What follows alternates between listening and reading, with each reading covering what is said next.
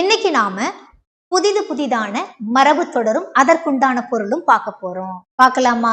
கவனிங்களேன். பாருங்க, இட்டு கட்டுதல். இட்டு கட்டுதல் இது நிச்சயமா கேள்விப்பட்டிருப்பீங்க. ரொம்ப இட்டு கட்டி பேசுறான்ப்பா, நடந்தது ஒண்ணு, இவர் 10 பாயிண்ட் சேர்த்து சொல்லுவார். புரியுதுங்களா? இட்டு கட்டுதல். சரியா? இங்க பாருங்க, அதாவது இல்லாததை ஏற்றி சொல்லுதல். சரியாம்மா? அடுத்தது பாருங்க, இரண்டில் மூன்றில். நிச்சயமா இது மாணவ செல்வங்களுக்கு தெரியாது. இரண்டில் மூன்றில் அப்படின்னா 2-3 நாட்களுக்கு ஒரு தரம் அப்படின்னு அர்த்தமா. புரிஞ்சுக்கிட்டீங்களா?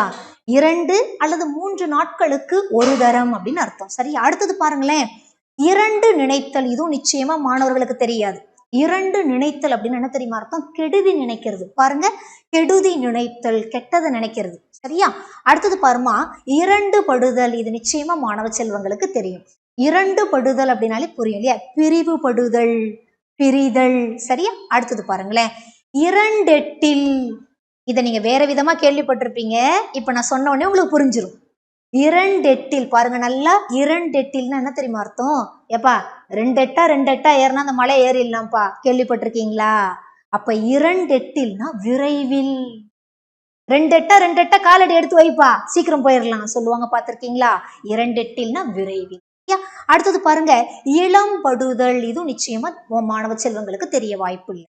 இளம் படுதல் அப்படின்னா வறுமை அடைதல், வறுமையா இருக்கிறது. சரியா? அடுத்தது பாருங்க, இழவு கடித்தல். அப்ப ஏதோ பாத்தீங்கன்னா ஏதோ ஒரு துன்பம் அப்படிங்கிற மாதிரி நீ நினைச்சிருவேன். சரியா? சரியான அர்த்தத்தை நீ புரிஞ்சுக்கணும். இழவு கடித்தல்னு என்ன தெரியுமா அர்த்தம்? வீணுக்கு முயற்சி பண்றது. வீணுக்குன்னு ஒருத்தவனுக்கு போட்டியா வேணுக்குன்னு வம்புக்கு செய்யணும்னு செய்யறது. சரிதானா? நீ இழவு கடித்தல்னு சொன்னோன்னு ஏதோ துன்பம் அப்படிங்கிற மாதிரி உன் கற்பனை போயிடக்கூடாது.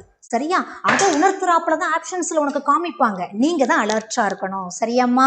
அப்ப இழவு கடித்தல்னா என்னமா அர்த்தம்? வீணுக்கு முயலுதல். சரிங்களா?